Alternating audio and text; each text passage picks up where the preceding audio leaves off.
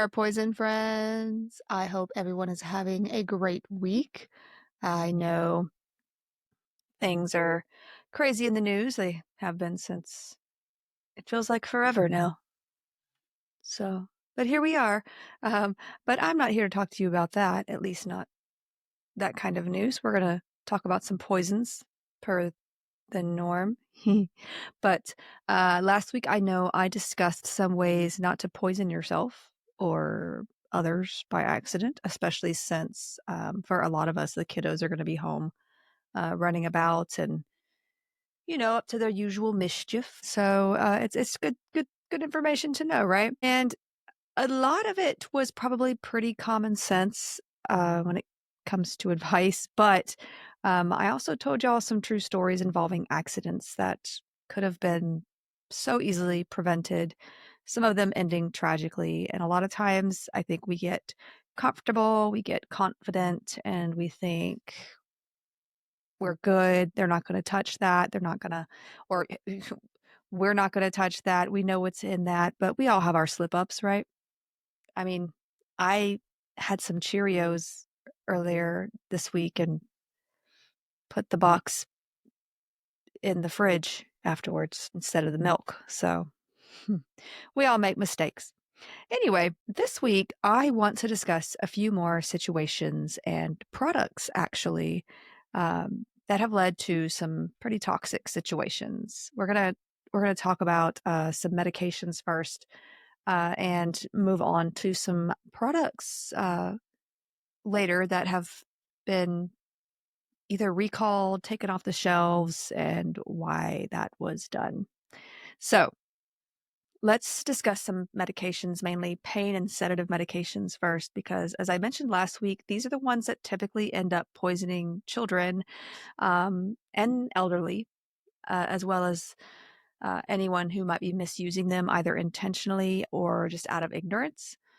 Now, opioid poisoning has been more of a problem recently for kids and adults. Both may be of accidental causes. Obviously, medications, including these, should be placed away from their reach. We've mentioned that. But adults taking pain medications need to be aware of their dosage as well as other medications that may interact with it. Um, and it may not even be medications. It could be things like alcohol or even caffeine. If you're taking medications that may deal with your heart or stimulant medications, that kind of thing. If you're like me, caffeine just puts me to sleep. So it's unfortunate. I still drink it just for to trick my mind. It doesn't really work, but I like the taste of it now. So I'm in too deep. It's too late. So we have all heard cases involving celebrities. And when certain drugs are mentioned, it's like, yeah, that'll do it. And it isn't always or even usually intentional, but many are not aware of how the drugs may interact. We have to remember, like some of these celebrities, they're celebrities are not doctors; they're not trained in medicine, so um, maybe they got the drugs from different doctors without those doctors being aware, or uh, the the other drugs being taken. Some patients don't realize how important it is to mention what drugs they're taking or if they are smokers or drinkers. I think sometimes people they feel like, oh, I don't want to like be judged by my doctor. Honestly, they ask you those questions to make sure a medication may be right for you or to see if there's something that could be related to what's going on with you. So they're not trying to judge you. I mean, I'm not saying no doctor judges. I'm sure that's the case for some, but they're not supposed to be doing that. The point is to see, is this causing your problem or is it going to interact with something that we're treating that problem with, that kind of thing. Or it may be the case that a friend or family member gave them a pill to relax and the person was on opioids already or drinking heavily at the time or on some other medication similar to the one given, and they overdosed on accident. Some do abuse these drugs as well, not thinking they will die from such misuse. A lot of times, I mean, addiction is very complicated. It's a complicated situation, and some people can get addicted just being on some of these drugs, like just I don't want to say long term, but like long enough for an actual issue, like an actual pain issue, and they become accustomed to it and they need help tapering it off. So that can be a problem. And then, of course, you have to be careful of activities that you're involved in when it comes to certain medications. Opioids, you don't want to be uh, driving or operating heavy machinery. That kind of means driving as well. It is a heavy machine. So, yeah, that or there have been tragedies that happen because someone takes their medication, gets into the bathtub to just relax, and unfortunately end up drowning. So there's a lot of things to think about with some of these medications. Now, one celebrity that does come to mind is Heath Ledger. He played multiple roles. A lot of people might know him as the Joker from Batman: The Dark Knight, but he was in many different roles, and he was a great actor. So he was actually found dead at 28 from accidental overdose slash combined drug intoxication back in January of 2008. And this isn't something that hasn't happened before, unfortunately. He was very young at 28. We'll have to do a episode one day, maybe on the 27 Club. I don't know if some of y'all know what that is or not, but um, it's there are some poisons involved with some of those as well. So perhaps we'll do an episode on that eventually. But he was found to have multiple drugs in his system, including oxycodone, hydrocodone, diazepam, temazepam, alprazolam, which is Xanax, doxylamine, which is an antihistamine. That's a lot.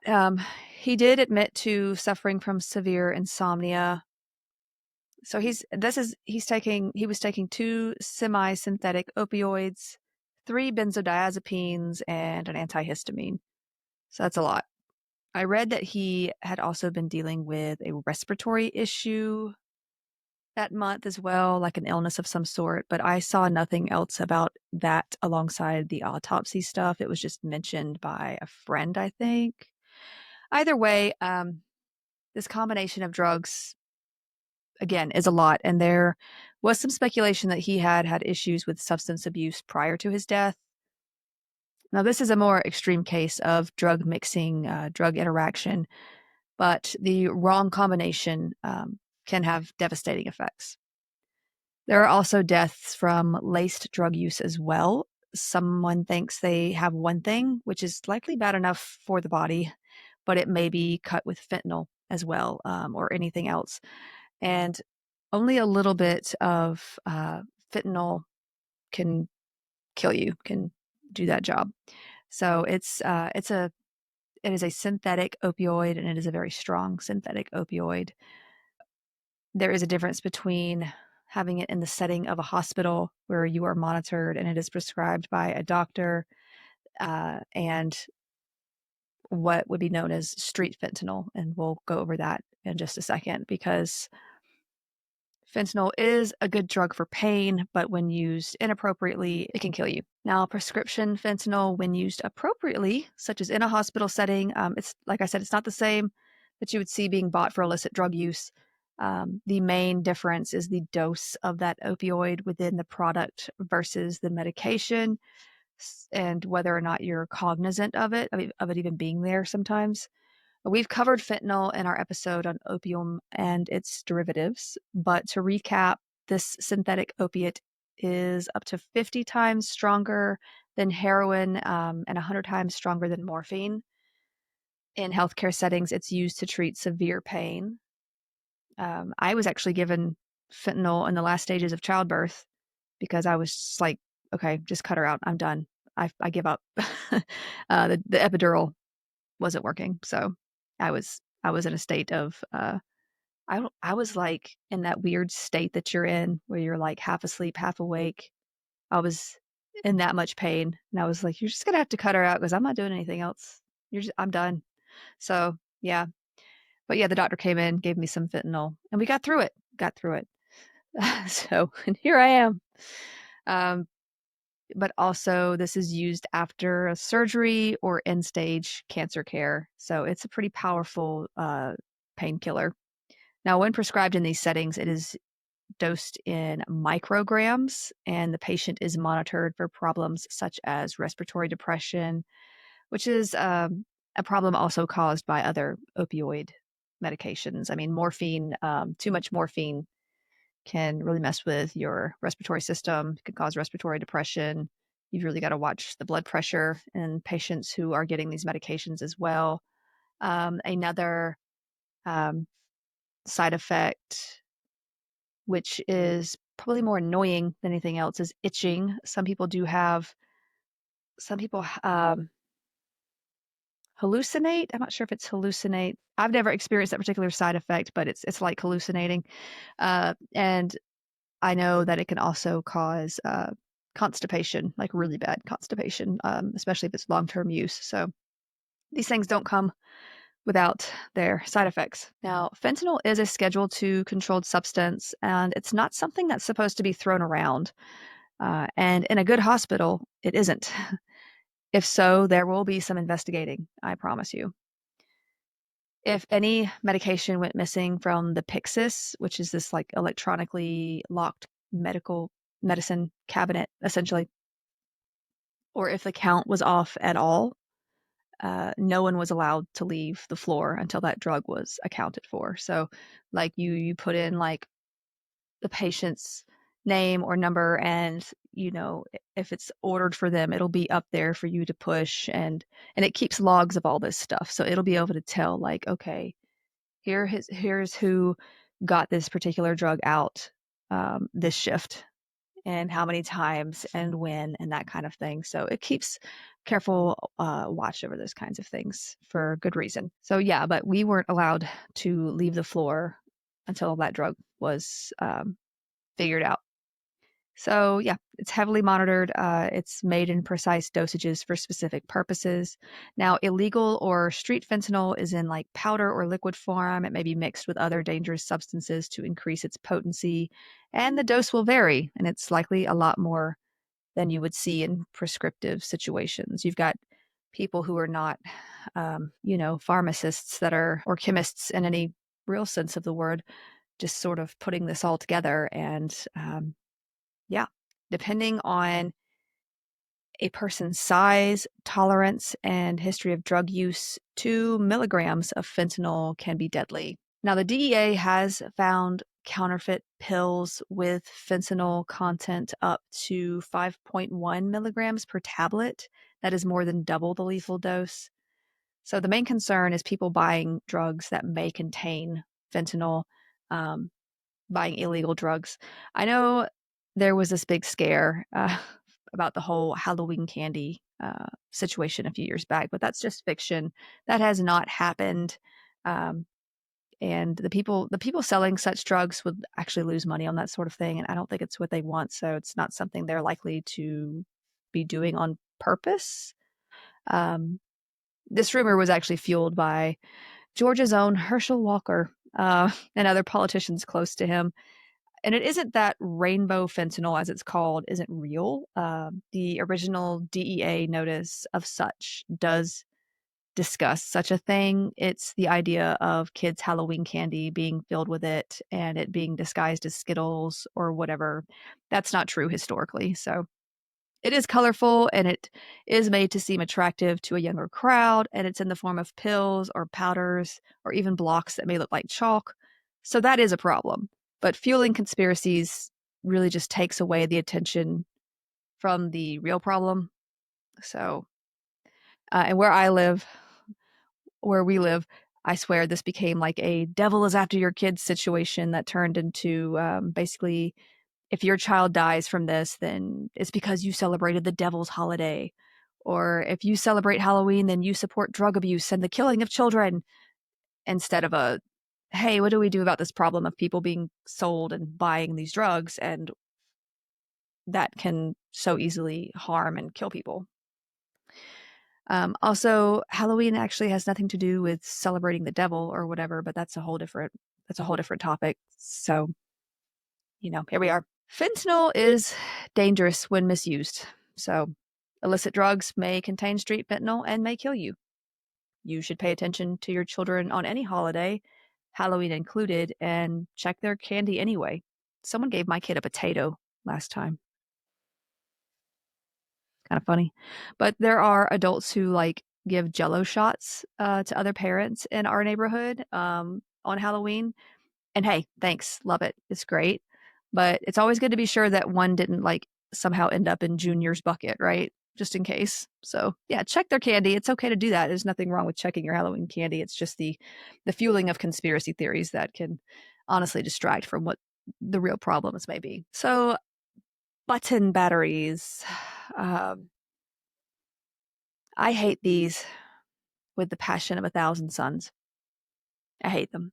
These are also called coin or flat or maybe disc batteries because of their size and shape. They're those tiny little batteries that go in. I think they go in hearing aids, but they're also found in like some toys or tiny little electronics. Now, I hate how you have to like search for replacements for one thing. Like I have one right here. Let's see. He doesn't work anymore because I haven't changed the little button battery in him, and I'm probably not going to, simply because I don't know where I'm going to get an LR41 battery, and it's not something I'm thinking about when I'm at a store that might sell these either. So it is what it is. He looks cute, and that's good enough, and it's screwed in, so he actually stays on my desk. He doesn't go in my daughter's room anyway. So yeah. Now, most of all, they're just really dangerous. If a child swallows one, and many have, unfortunately, it is corrosive, toxic, and sometimes deadly. Every 3 hours, a child will visit an emergency department after consuming a battery. In fact, button battery ingestions have steadily risen since 2009, with 6,000 annual emergency visits across the nation, according to the American Academy of Pediatrics. When a button battery mixes with saliva or moist skin tissue in general, so any of those like mucous membranes, like in your mouth or in your nose even, in your throat, it triggers an alkaline reaction that can burn the child in as little as 1 to 2 hours. In some cases, the small battery becomes lodged in the throat and it will burn through the esophagus if not treated immediately. That's if they're not like actively choking on it. It can just get stuck in there. They still might be able to breathe, but it's literally burning a hole through their esophagus.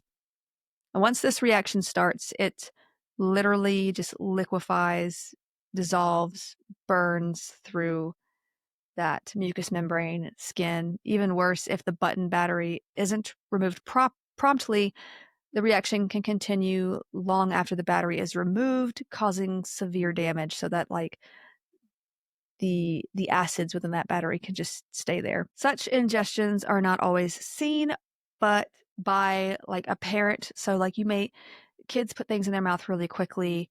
So you may not even see them doing this. You may not even see a kid put one in their mouth and swallow it or whatever. But it will cause such symptoms as wheezing, drooling, coughing, vomiting, throat pain, chest pain, abdominal pain, gagging, and refusing to eat or drink. Later symptoms may include fever, blood in their stool, diarrhea, literally a GI storm, if you will, as it just corrodes the lining of everything it contacts. So, what do you do if a child has swallowed one? Honey, like the bees make the honey.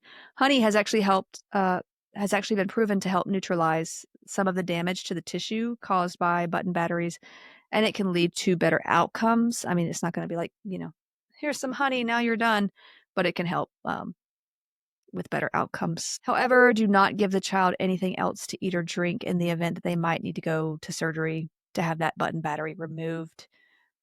Also, forcing the child to drink other liquids can just make the reaction worse. Don't try to make the child vomit. This can cause more harm as well. If a button battery is identified in the child's esophagus, it will need to be removed as soon as possible, usually endoscopically. with a small like scope and camera, or surgically with the child under general anesthesia.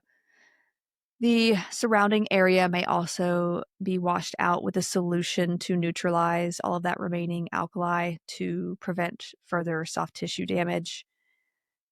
Possible complications from burns to the esophagus can include tracheoesophageal fistula. This is where you've got kind of a tunneling between the two pipes in there, so between your trachea and your esophagus.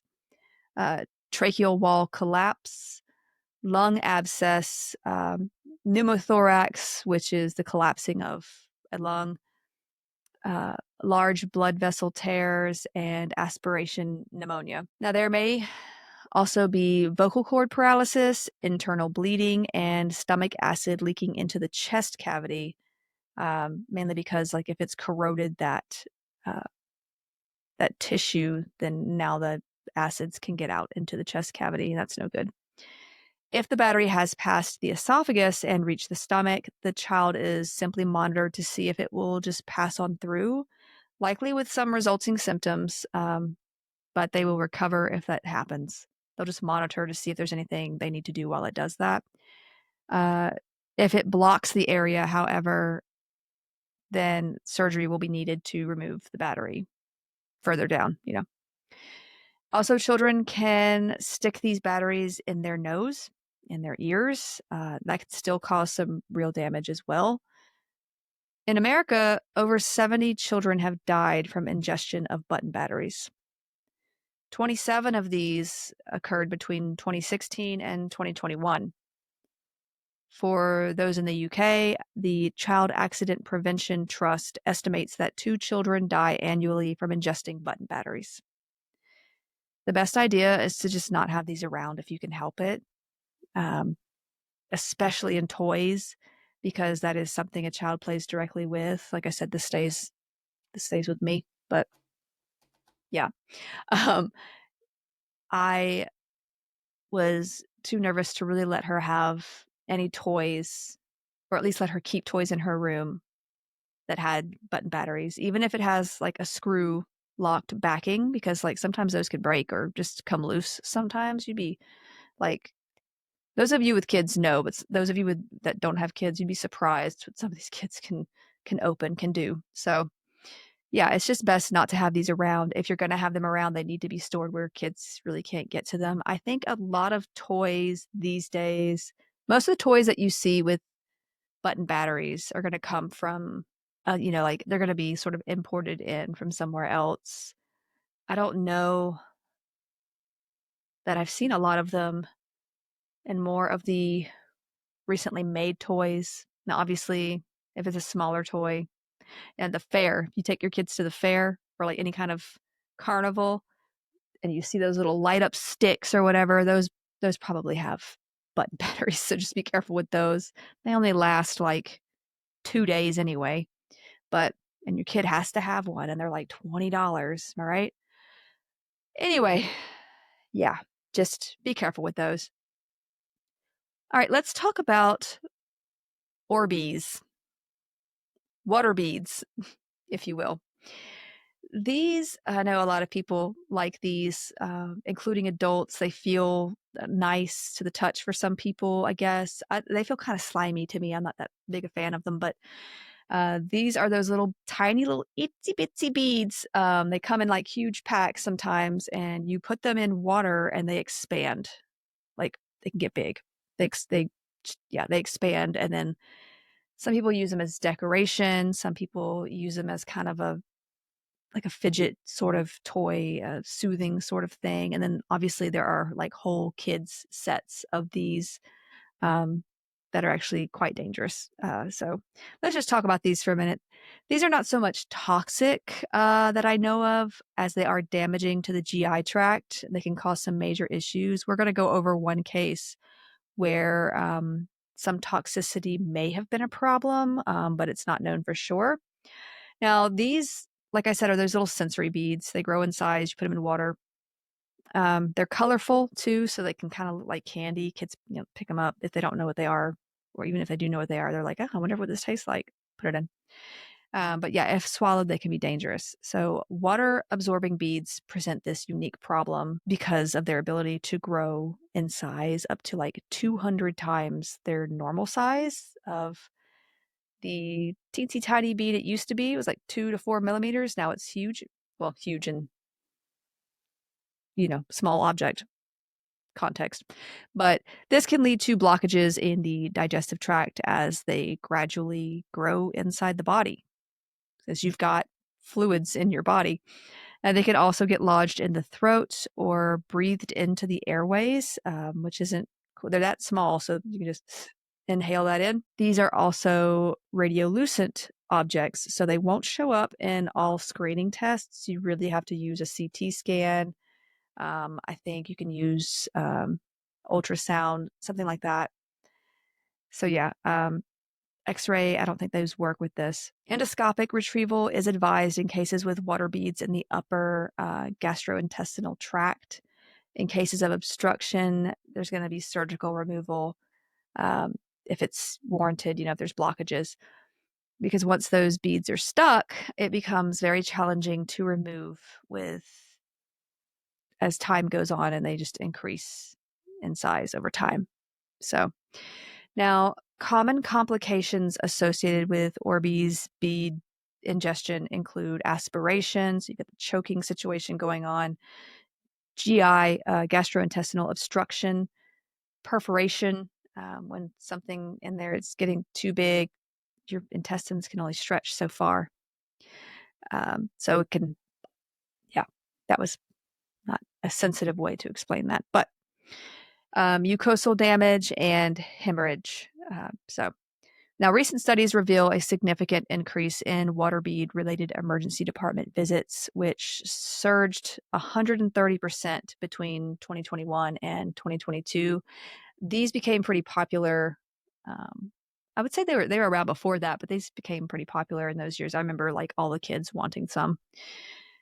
And like there's like YouTube videos like that where like people fill whole rooms with these Orbeez and all the kids are like, I want to do that. And it's like, absolutely not. But then like you may buy your kid like a little bit of them to see what they're about, but you really have to monitor kids with these.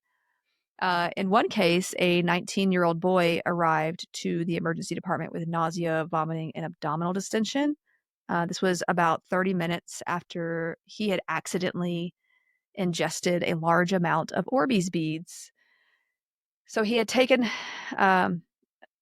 drank from a bottle of water in the middle of the night, and I guess he just didn't know that there were these beads in there. I don't know how they got in there. If he'd put them in there, maybe a kid he knows might have put them in. I don't know. But he didn't so much have signs of aspiration or perforation, but he was complaining of abdominal distension. So there was an emergency EGD performed. They, stuck the tube down there with a camera and were able to collect 50 to 70 water beads at that time. There were still like 200 to 300 left that could not be retrieved this way. So he was monitored while they just passed through his body with the help of quite a few laxatives. They were trying to get it through him so it wouldn't get any bigger, get it through him quicker. They were still passing through after he was discharged. Like you can imagine this poor kid, just what a story to tell later. I mean, but yeah, so they sent him home with more laxatives and instructions to return if he developed any fever, abdominal pain, nausea, or vomiting. Now, such a situation could be more severe and even deadly in children under 5 years of age. They have little bodies. But yeah, like I mentioned before, when first opened, these are tiny. They look like a little pinhead. So they're easy to swallow or stick up the nose, put in the ears, or even the eyes. Yeah. Then they grow, of course, because of those bodily fluids. Now, in Texas in 2017, a 1-year-old was rushed to the ER after projectile vomiting when nothing could be found on X-ray or ultrasound or even CT scan. They did exploratory surgery and found Orbeez, water beads.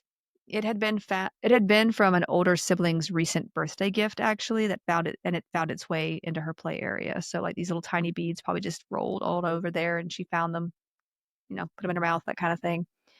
If they fall, they bounce and they can end up anywhere. And they're so small, you may not even see them. They're annoyingly messy, to be honest. This child recovered, but did have cognitive issues and some skill regression later. That was diagnosed as toxic brain encephalopathy caused by acrylamide poisoning. So that was something new that I read. Recently, the American Academy of Pediatrics updated its warning to include, while the beads are labeled as non-toxic, concerns have also been raised about the safety of the chemical acrylamide used to make them. And as Jennifer Northway, who is the director of adult and pediatric injury prevention for University Health, stated, standards and definitions for what constitutes toxic, even in toys, is sort of lagging. So that's unfortunate. Just be careful, especially with younger children, but even with older ones. Just be careful where these are at. I think I got them one time for Camilla, but not long after, I think I heard a story, like a horror story of a child who had swallowed them, had to have surgery and everything else. And then I was like, that makes sense. They grow larger. If you swallow them, then that's no good. So I ended up getting rid of those and not buying anymore. So, that's not, not judging you if you have them. Just keep them, up and away from kids when you're not monitoring them, because they can be a problem if they get swallowed. Also, and I get distracted very easily, so I'm not taking that chance. Teach kids also not to do those stupid social media challenges, or just keep them off social media, which itself can be quite dangerous in various ways without constant supervision. Camilla constantly wants to be on our TikToks or Instagrams. I know she really likes to chime in on here sometimes too, but we rarely allow it. And we only do it under certain circumstances for her own protection and privacy. She's not allowed to have her own accounts, and honestly, she isn't interested in having them yet, thankfully. She is allowed to watch YouTube if I'm in the room with her. She loves to watch informative videos on tornadoes and storm chasing, that kind of thing. That's her current obsession right now. But yeah, if you recall, there was a challenge back in the day where kids and teens were eating Tide Pods. This basically started after several posts online mentioned how the pods looked good to eat and how that was likely why there were accidental poisonings in young children. I mean, same with the Orbeez. They're colorful, they look like candy. This looks like something that tastes good. So there was another reference in The Onion. If y'all don't know what The Onion is, it's like a satire outlet. I don't want to say news because that kind of doesn't fit with it's a satire outlet. They do satire, but they referenced the eating of Tide Pods once, I guess. Anyway, it suddenly became this joke, and then this joke turned into a challenge on social media to get attention. And this isn't the only thing that blew up that way. There was the whole cinnamon challenge too, which don't do that. Don't do that. You could really mess up some stuff trying to do that. I mean, it's not fun. It doesn't feel good. So don't do that. I actually read in a BBC article, American teens are eating Tide Pods in dangerous challenge. And I was like, was this just us? Was it I'm honestly not sure. Was it just us? Because that's shameful. Anyway, it became a real problem. So much so that the company producing them, Procter and Gamble, had to issue a statement about it. And health and safety experts went on TV to ask people to monitor their children and to not allow them to eat freaking Tide Pods. So YouTube and Facebook started removing videos related to the eating of Tide Pods just to sort of stop the spread of that challenge. It was a weird time. Now, by January 2018, there were more teens exposed to Tide Pods than in all of 2016 or 2017. The Washington Post reported that in 2018, 37 teens had been exposed to the pods, half of them intentional. And when I say exposed, I mean, Now, the year before that, there were 220 cases of teens being exposed. 25% of them were intentional. The majority of cases involving exposure to these laundry detergent pods were due to ingestion, but they can also cause severe eye irritation. As a result of ingestion, nausea, vomiting, and diarrhea are the most common side effects. Now, difficulty swallowing from the burning of the mouth, throat, and esophagus may also happen as a result of ingestion. Um, because it's got that sort of alkaline, a lot of alkaline chemicals in there that can burn your throat. Other impacts resulting from this pod consumption include losing consciousness, seizures, harm to the respiratory system, leading to breathing problems and kidney and electrolyte issues. Now, ingesting the contents of a Tide Pod can and have resulted in death. Specifically, between 2012 and 2017, there were 8 deaths, 2 young children, and 6 adults with dementia. And this resulted from the ingestion of Tide Pods, these being mainly accidental. In 2016, 87-year-old Edith May, who suffered from dementia, was found unresponsive in her home. She lived with her son and daughter-in-law. After ingesting 2 liquid laundry detergent packs, she died 2 days later. In another case, a 15-month-old boy was able to reach the laundry pods at his grandmother's home, and he ate one, dying 3 days later. These are just a few of those cases that are like this. Now, as you can see, it's not just children that fall victim to accidental poisoning. And peer pressure is still very real, unfortunately, in cases of intentional poisoning. So, all this to say, it's like we said last week, put these things away from kids, those who may have things like dementia, who could just easily grab them and try to eat them, put them in containers that are not easy to get to, and, teach your kids not to eat Tide Pods or to involve themselves in these challenges. They're stupid anyway. I mean, they're dumb, and they can really hurt a lot of people. I remember the whole, the Kylie lip challenge, and people were going to like hospitals because of, I just, and I get being a teenager is hard. And so like you want to fit in and you want to do the things. I never fit in. So I don't know. We didn't do these kinds of things, but like I just wanted to be left alone and read my book. So I know I've got my own, this is before I knew more things about myself, but I understand that being a teenager can be difficult, but it's very important to make sure they know the dangers of these things, and that honestly, peer pressure, like these kids that you go to school with, these kids you go to high school with, you're not going to see them again once you leave. Like you'll see a handful maybe.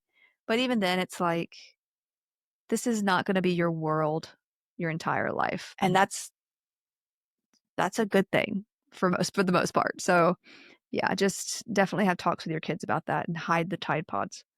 Thankfully this isn't, I think this died out. So, but you never know what could, the next challenge that could come up. It's just important to keep up with all that for the sake of those who might fall for such things. Okay, so let's talk magnets. Who doesn't love magnets, right?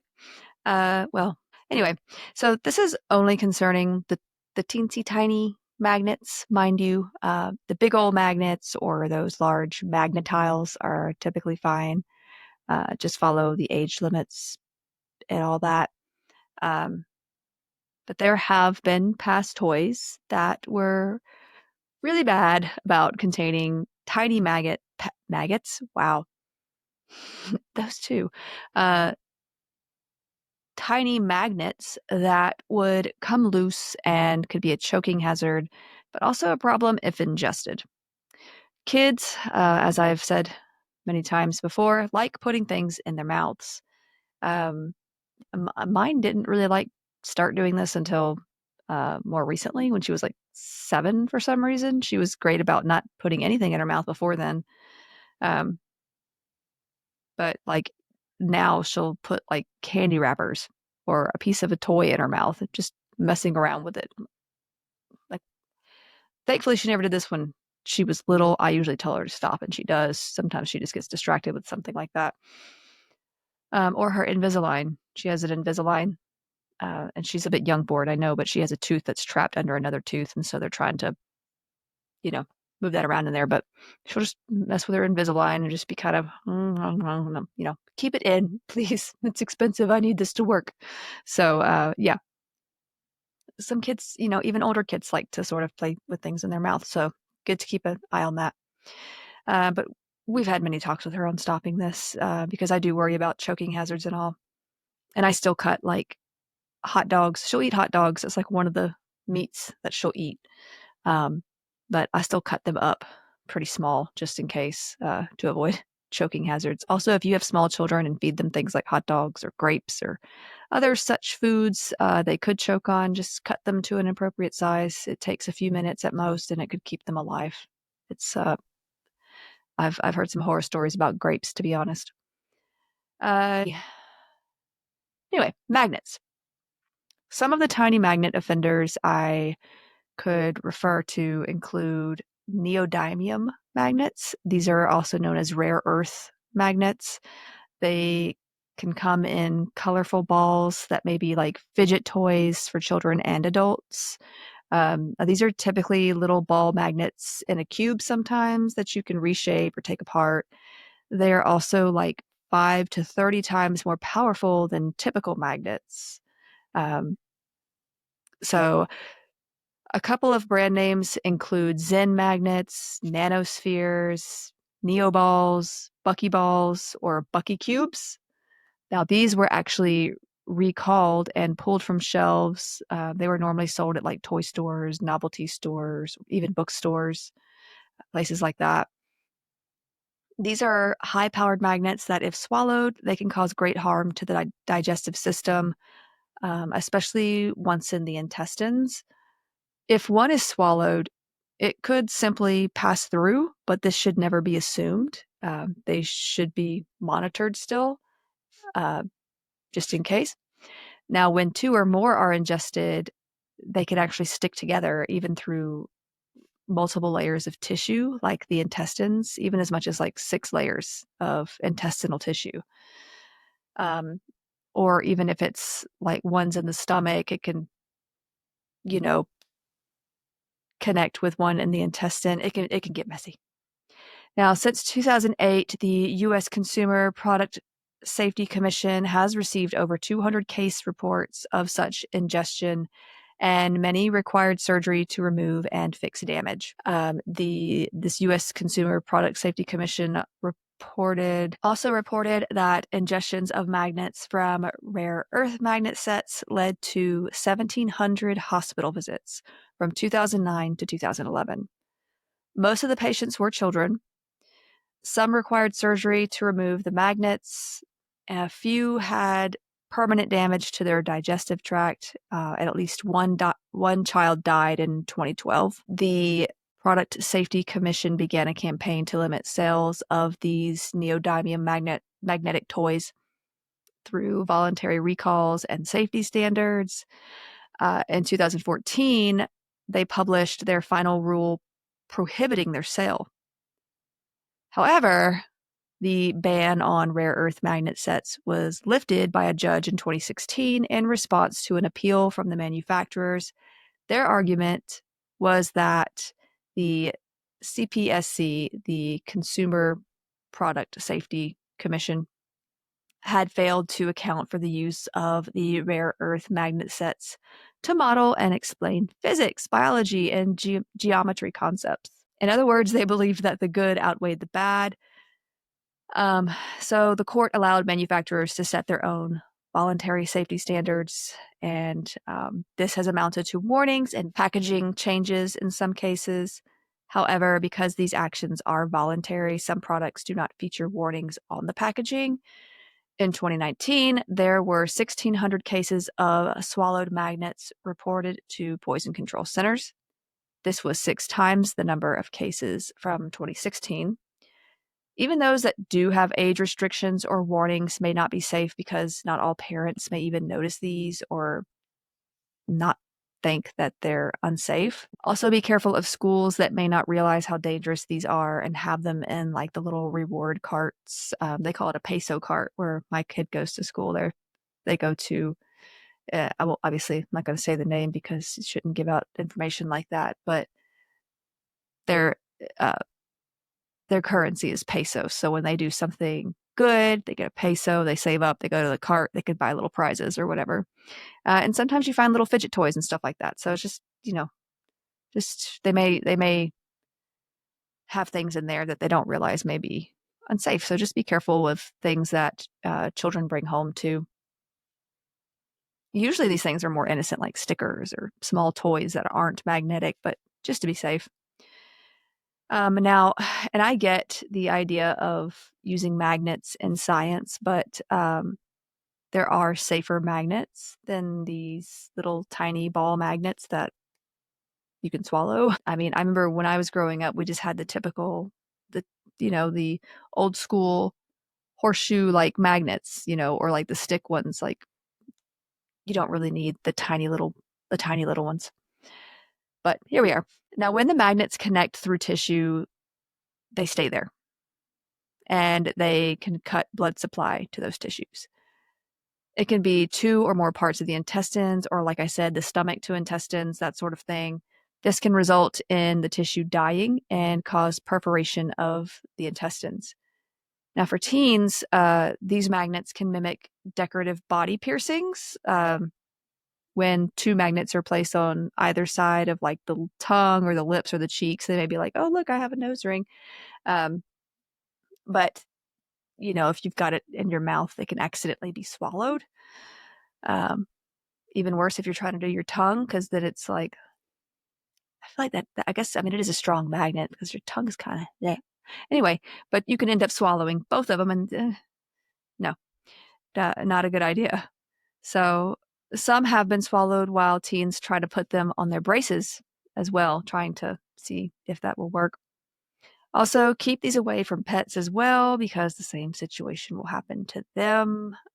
And vet bills are expensive, and you want to keep Fido safe, right? So just don't leave those lying around, especially if they're prone to eating foreign things like that. Signs of ingestion of such magnets may include abdominal pain, nausea, vomiting, diarrhea, abdominal distensions, where you've got like it's kind of swollen and hard, and other such GI issues. These may be confused for symptoms of other illness, so it's important to have children seen if ingestion of something like magnets is suspected or it's not getting better with usual, stuff, just so that they can be treated right away. The earlier, the better. Never try to make them throw up or give them anything to eat or drink. You can call poison control or take them to the ER. I mean, poison control is probably going to suggest taking them to the ER if they think this is what the case is. A diagnosis will likely be made using x-rays, and then a plan for removal and treatment can be made. Sometimes surgery is needed, and sometimes this may turn into multiple surgeries. In one case, reported by the U.S. Poison Control Centers, a 2-year-old boy swallowed a tiny ball magnet and several disc batteries, those little button batteries we talked about. Now, no one saw him do this, but he was later taken to the hospital for symptoms such as abdominal pain and vomiting. I'm not sure where he found these just batteries and a magnet lying about, but an x-ray showed foreign objects scattered in his gastrointestinal tract, and it's not always easy to see like what those things are. So a tube was inserted into his stomach, likely through the mouth, where, of course, through the mouth, where it removed 2 of the batteries. He stayed there for observation and his pain became worse. His stomach became distended, so he was taken to surgery where the magnet and 4 more batteries were removed. Surgeons did identify 2 areas of bowel perforation that needed repair as well. After surgery, he was given pretty strong pain meds and nutrition through his IV because he could not, eat, digest at that point. He developed a fever later, however, and he was taken back to surgery where he had part of his intestines removed due to infection and had to have a colostomy for some time. He had to stay in the hospital for 2 more months and finally was able to be discharged, but then had to have more surgeries to reverse the colostomy. It took about 6 months in total for him to get back to normal. So this case involved batteries as well, but even if they were just magnets, the tissue damage could have occurred the same way and caused similar, if not the same results, because it's pressing that tissue together. It's cutting off, blood flow to that area. So you'd have tissue death, perforation, infection, need for removal, colostomy, that kind of thing. Now, this case is a lot, but it is important to realize just how dangerous both of these items are, and how painful and costly the consequences could be if ingested. Now, this little guy survived, but there have been deaths due to the swallowing of batteries, magnets, and or both. So keep these away from kids. Larger magnets are fine. They need to be large enough not to choke on or swallow, obviously. So don't throw out your magnetiles just yet. Just check to make sure that they're put together well, that little magnets can't get out, or usually they're not made with the tiny magnets anymore, but just be wary of any small magnets, any fidget toys that may come loose or that have magnets in them, or magnets that can come loose from toys you wouldn't think of as dangerous. One such toy was Mattel's Barbie and Tanner, introduced in 2007. Tanner was the doll's dog, and it would, go potty. So this Barbie came with a pooper scooper, and this little scooper had a little magnet in it for some reason, and it came loose easily.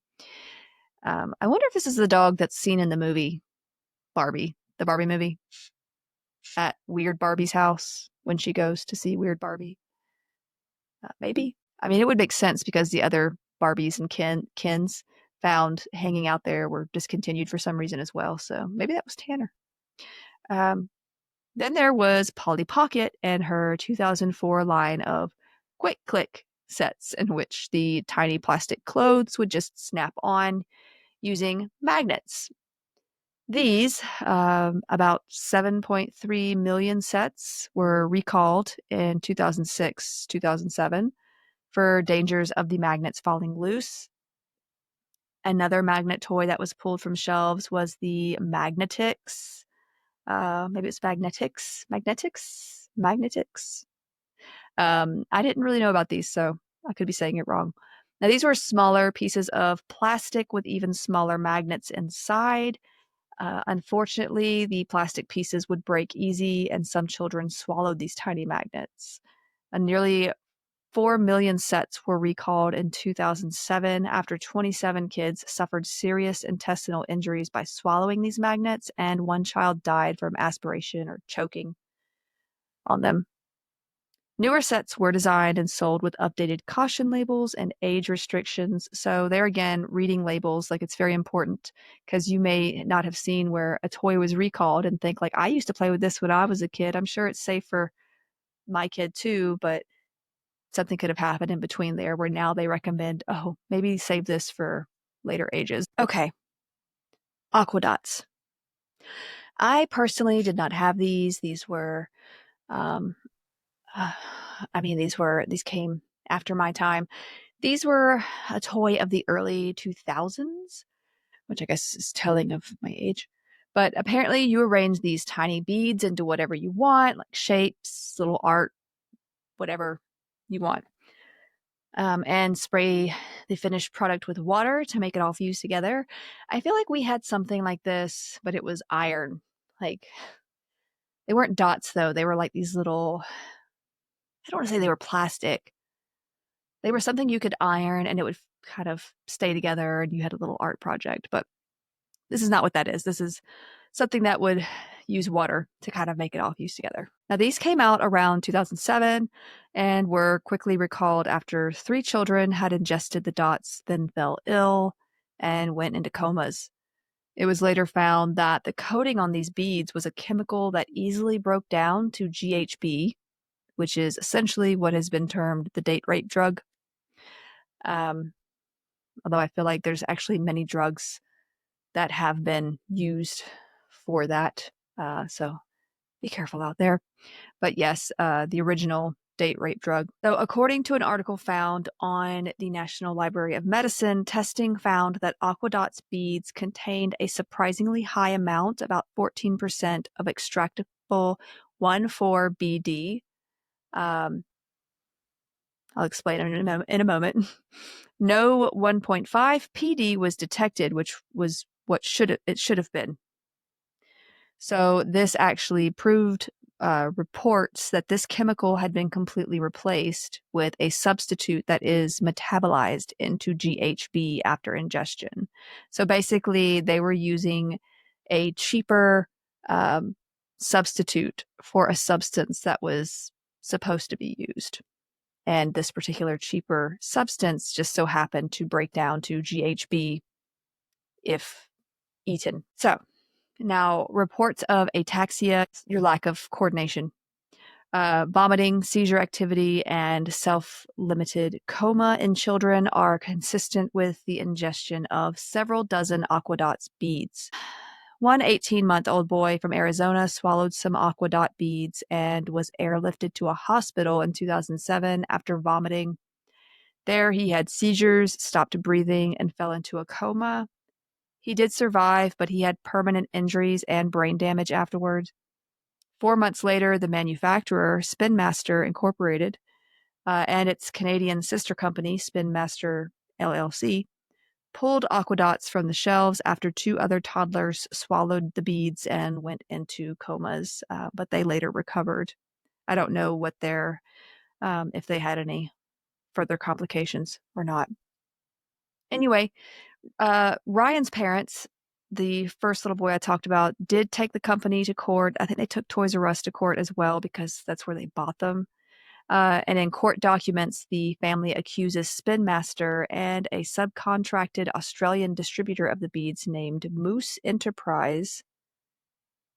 I'm guessing PTY stands for Party Limited, of deliberately substituting a safe chemical coating for the dangerous one to save money. The lawsuit claims the manufacturers saved at least $6,900 for every metric ton of the chemical, based on wholesale trading costs in China where the toy was made. Spin Master, in its legal defense, denied these allegations.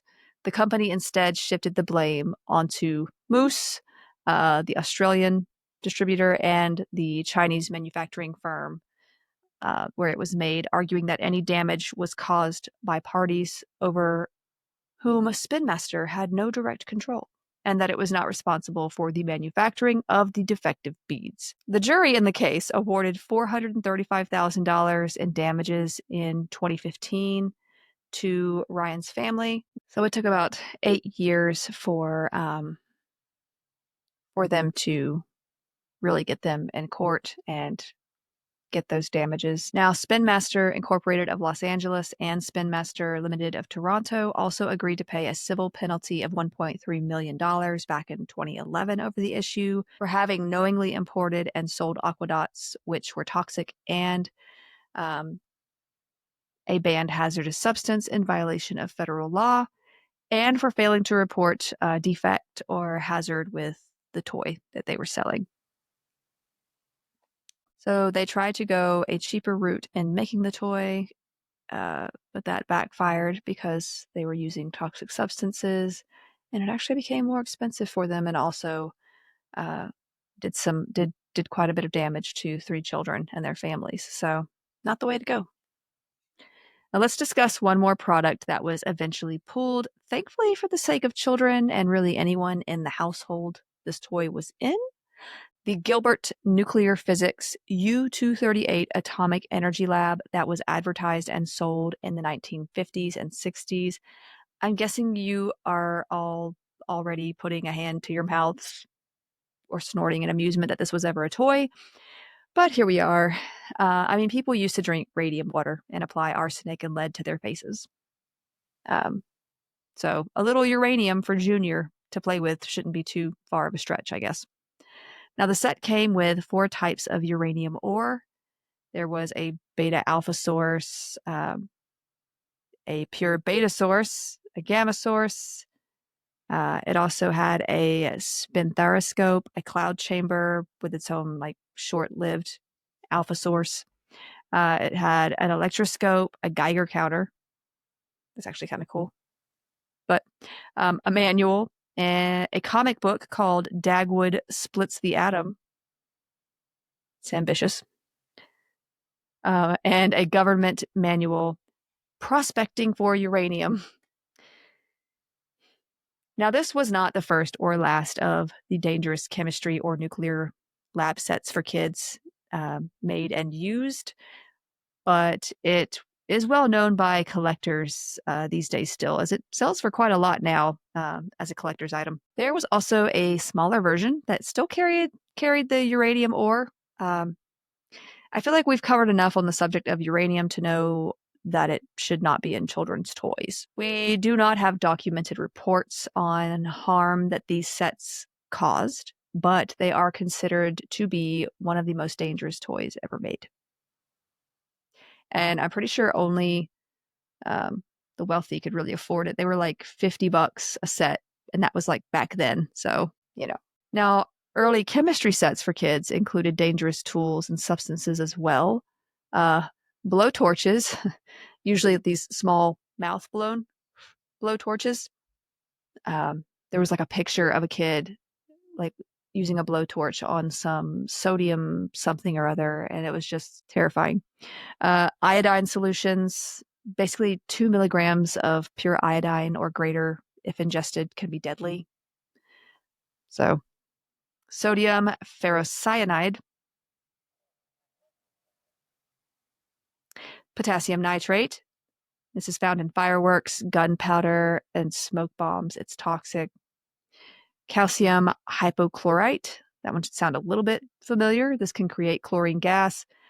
And as mentioned with the nuclear sets, any amount of radioactive materials for study, usually uranium. So it wasn't until the Federal Hazardous Substances Act of 1960 that the ingredients in chemistry kits started to become more closely regulated. So yeah, just that's a good thing. Now, I want to hear from you guys because I know there are so many other toys that were banned for certain reasons. I think I've heard like the old easy bake ovens that we used to play with were banned because of it's either a burn or someone got their fingers stuck in it. You know, not necessarily a toxic reason, although I'm sorry, everything that those things cooked tasted kind of toxic.